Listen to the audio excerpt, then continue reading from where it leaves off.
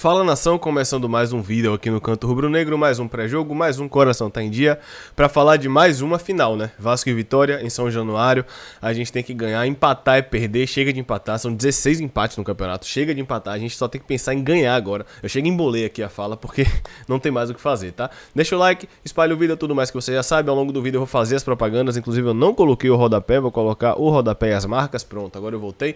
É isso, galera, tem que ganhar de qualquer forma, tá? Eu sou o Leonardo Santiago e vou trazer tudo que vocês já sabem, retrospecto, onde a partida vai passar, arbitragem e as notícias das equipes com a participação do Juninho no canal Machão da Gama. Ele mandou aqui pra mim e eu vou colocar no vídeo. Tamo junto, eu sou o Leonardo Santiago e vai começar mais um vídeo aqui no Canto Rubro-Negro.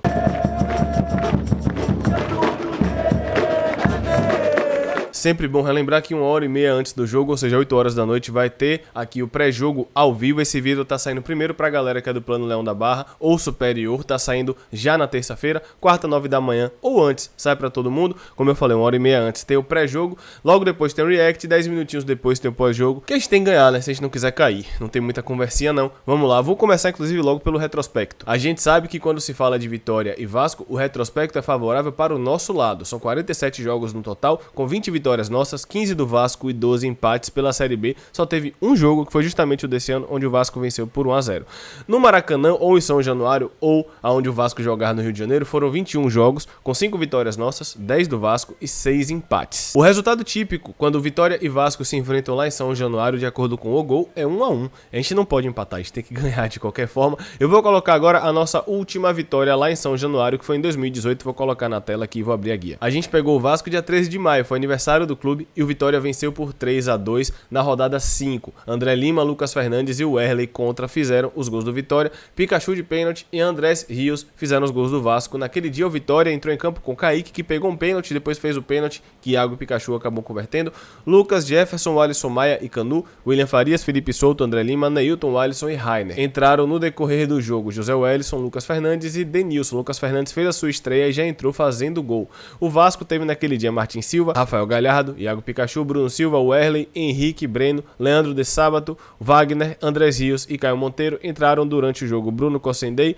Duvier, Riascos e Kelvin. Nosso treinador era Wagner Mancini, o do Vasco era Zé Ricardo. Vou falar um pouquinho desse jogo aqui porque eu estava com Natália no Maracanã. Vitória empatou com o Vasco em 1-1 com gol de André Lima. O gol do Vasco foi de Breno. Vitória naquele dia entrou em campo com Fernando Miguel, Patrick, Wallace, Canu, Ramon e Juninho, José Wellison, Iago e Trellis, Neilton e David. Entraram durante o jogo Carlos Eduardo, Felipe Souto e André Lima. Nesse dia, inclusive, eu levei a camisa de Yuri e Ecevidas para o Maracanã. A gente mereceu ganhar o jogo. E a resenha dessa viagem é que a gente foi passar no hotel do Vitória para falar com um amigo meu que tava lá. E aí, com isso, a gente encontrou o André Lima no elevador. Conversei com ele normal, já que eu tinha o convívio do dia a dia por ser estagiário na época. E Natália falou pra mim depois que xingou ele todo mentalmente, miserável, não emagrece, não tá ajudando a gente, não sei o que. Falou que cornetou ele todo mentalmente. E aí, na hora do jogo, André Lima empatou no final e Natália ficou gritando, obviamente, nunca te critiquei, você é o melhor atacante do mundo. Essa história foi engraçada, inclusive tem até minha foto com ela aqui, peraí. Afinal de contas, a corneta liberta e André Lima fez o gol justamente nessa trave aí que a gente tá. O Vitória, como eu falei, que merecia ter ganhado esse jogo. O Vasco fez 1-0, a gente já merecia ter empatado no primeiro tempo.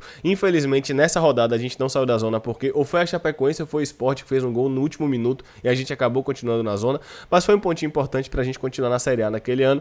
E essa viagem foi engraçada, a Natália cornetou e no final quem empatou o jogo foi o cara que ela mais cornetou. Essa é a graça do futebol, a corneta liberta. Se ela não tivesse cornetado, o Vitória não tinha empatado, então agradeçam a ela. O jogo vai ser nesta quarta, dia 10, 9h30 e vai passar na Globo. Sim, vai passar na TV Bahia. Eu não sei se vai ser transmissão da Globo Nacional ou se vai ser transmissão da TV Bahia, mas vai passar na TV aberta, além do Premier e também do Sport TV. O árbitro de campo será Caio Max Augusto Vieira, do Rio Grande do Norte. O bandeirinha 1 será Jean Márcio dos Santos, também do Rio Grande do Norte. E o bandeirinha 2 será Lorival Cândido das Flores, também do Rio Grande do Norte. E aí a gente tem o quarto árbitro, que será Felipe da Silva Gonçalves Paludo, do Rio de Janeiro. O árbitro de vídeo será Pablo Ramon Gonçalves Pinheiro, também do Rio Grande do Norte. O auxiliar do VAR, Flávio Gomes Barroca, também do Rio Grande do Norte. E o observador do VAR será Sérgio Corrêa da Silva, árbitro CBF, também do Rio de Janeiro. A gente espera que a arbitragem não atrapalhe a gente. Com relação à tabela, a situação é complicada tanto para o Vasco quanto para o Vitória, porém em colocações opostas. O Vasco precisa tirar 8 pontos em 12 para conseguir entrar no G4. Inclusive,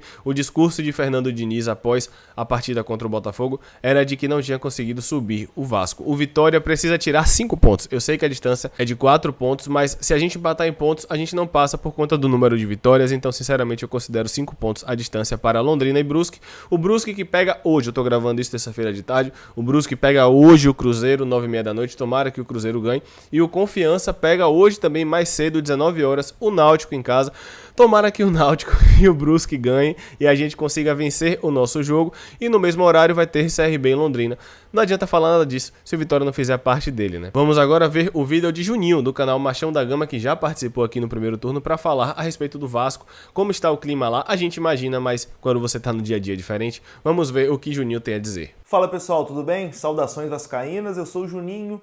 Tenho um canal aqui no YouTube chamado Machão da Gama, falo diariamente sobre o Vasco, acompanho o Vasco, sou jornalista e, bom, fui convidado para falar um pouquinho aqui sobre a expectativa para esse jogo entre Vasco e Vitória pela Série B do Campeonato Brasileiro. Cara, é difícil falar desse jogo, é com certeza o jogo mais esquisito do Vasco, assim, dos últimos anos, porque é um jogo que não vale absolutamente nada mais para o Vasco. É um jogo que o torcedor do Vasco meio que já deixou de lado. O torcedor do Vasco está pensando já na temporada de 2022. O torcedor do Vasco, nesse momento, está pensando em trocar, né, alguns membros da diretoria, da comissão de futebol, principalmente o diretor executivo Alexandre Pássaro. Eu não sei se vocês aí assistiram, se repercutiu, mas logo após a goleada que o Vasco sofreu para o Botafogo, o diretor de futebol do Vasco deu uma entrevista coletiva assim, que foi horrorosa, que repercutiu muito mal em toda a imprensa. Então a torcida está assim, agoniada, querendo a demissão do diretor de futebol. O foco total nesse momento é esse e o jogo está passando totalmente despercebido. Eu até conversei com alguns amigos e disse, cara, o Vitória está enfrentando o Vasco no momento perfeito, porque esse jogo só interessa para o Vitória, né? Não interessa mais para o Vasco. O Vitória ainda briga por alguma coisa no campeonato, briga pela sua permanência. O Vasco é um time zumbi. O Vasco é um time zumbi no campeonato que está ali tendo que cumprir tabela, né? Os jogos finais. A expectativa é de público baixíssimo em São Januário, então é um cenário ideal para o Vitória, né? Que, como eu disse, é o único que tem algum objetivo ainda no campeonato nessa partida. O Vasco colocou 20 mil ingressos à venda, mas aqui eu falo para vocês que não acredito que vai ter 2.000 pessoas em São Januário, porque o interesse, né? Ou melhor, o desinteresse por essa partida está gigantesco. E é um jogo também que vai passar na Globo, né? Vai passar na televisão aqui para o Rio de Janeiro. Então, pelo horário, quarta-feira, 9h30 da noite, eu duvido muito que a gente tenha ali mais do que 3.000 pessoas em São Januário, isso sendo bonzinho. Eu, por exemplo, que vou a todos os jogos do Vasco, né? Sempre fui a todos os jogos do Vasco, desde que voltou o público também, fui em todos os jogos, não irei nesse jogo, porque eu não tenho o que fazer em São Januário. Por que eu vou sair da minha casa para assistir um Vasco e Vitória, que o Vasco já vai ficar na Série B, a temporada já acabou, sair, me desgastar, 9h30 da noite, chegar em casa 1h da manhã? Então, assim, não tem porquê, né, sair de casa. É melhor assistir pela televisão e acho que é o pensamento, assim, da grande maioria do torcedor do Vasco. Bom, fui perguntado também sobre aquela história que o Vitória rebaixou o Vasco em 2008, né? Então poderia talvez ter uma vingança. Sinceramente, eu não tinha nem escutado falar nisso até quando me pediram para gravar esse vídeo, né? Quando o Léo me pediu para gravar, ele falou, pô, aquela historinha lá do rebaixamento, o torcedor do Vasco talvez queira devolver o rebaixamento e rebaixar o Vitória. Sinceramente, não vi ninguém falando nada sobre isso. É claro que o Vitória é um clube que historicamente rivalizou com o Vasco, né? Não são clubes amigos, né? Não são torcidas amigas. Então é claro, o torcedor do Vasco, pô, se ganhar vai tirar um sarro, pô, devolvemos o rebaixamento, rebaixamos o Vitória. Mas de verdade, não tem ninguém pensando nisso. Ninguém pensando nisso. Acho que os nossos problemas aqui são tantos que a gente nem parou para lembrar nessa possibilidade de devolver um rebaixamento. Então assim, eu acho que o Vitória tem todas as possibilidades do mundo. Se jogar sério, se jogar direitinho, vai vencer o Vasco, que já é um time que está completamente desarrumado, já pensando em 2022. Sinceramente, a gente não sabe nem qual time vai entrar em campo. Se o Diniz vai manter ali a mesma escalação, se vai dar chances para jogadores que entraram menos, né, durante a temporada. O Vasco é um gigante ponto de interrogação e essas 4 rodadas finais aí serão apenas calvário para o torcedor do Vasco. Acho que deixei o torcedor do Vitória um pouquinho mais animado, né? Acho que vocês têm totais condições de conseguir uma vitória importantíssima aí para o objetivo de vocês que é ficar na primeira divisão.